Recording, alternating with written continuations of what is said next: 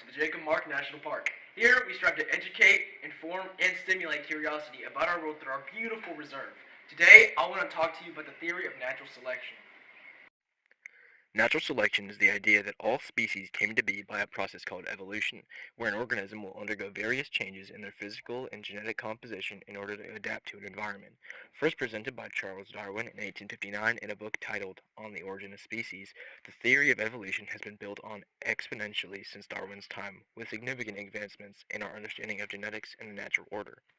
Natural selection says that in order for evolution to occur properly, the individuals that did not change will be killed off so the more adapted individuals may prosper and reproduce. Let's look at an example.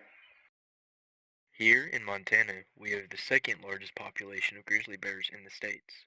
Grizzlies exhibit the remarkable ability to memorize the swimming patterns of salmon in order to predict when and where they will jump. This individual does not have the cognitive ability to memorize the patterns. Therefore, while their peers are strategically placing themselves along the riverbank in order to maximize their yield, this individual is unable to catch very many fish and over time will starve.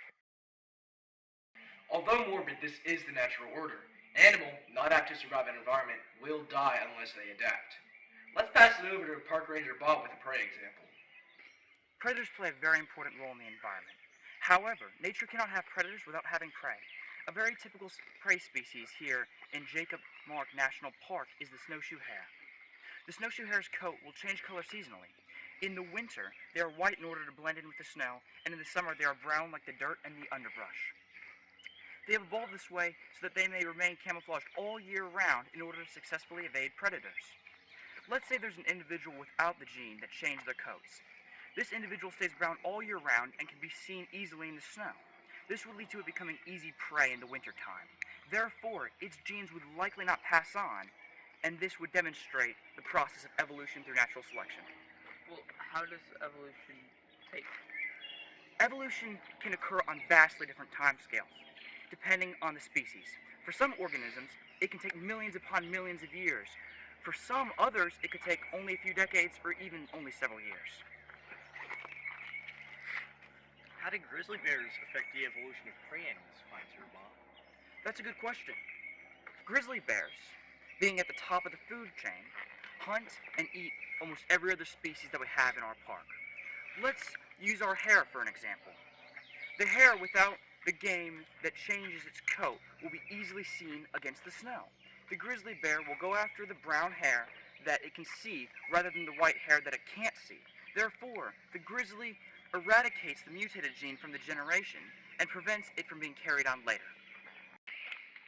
Extinction. The complete disappearance of a species from our Earth. We're all familiar with it. The dinosaurs, dodo birds, woolly mammoths, saber-toothed cats, they're all no longer here. But extinction is a term that we don't necessarily grasp the concept of. Not 100% that is. The African forest elephant, a subspecies of elephant regarded as one of the most endangered species on the entire planet. With a population of only 100,000 members, it's not very large.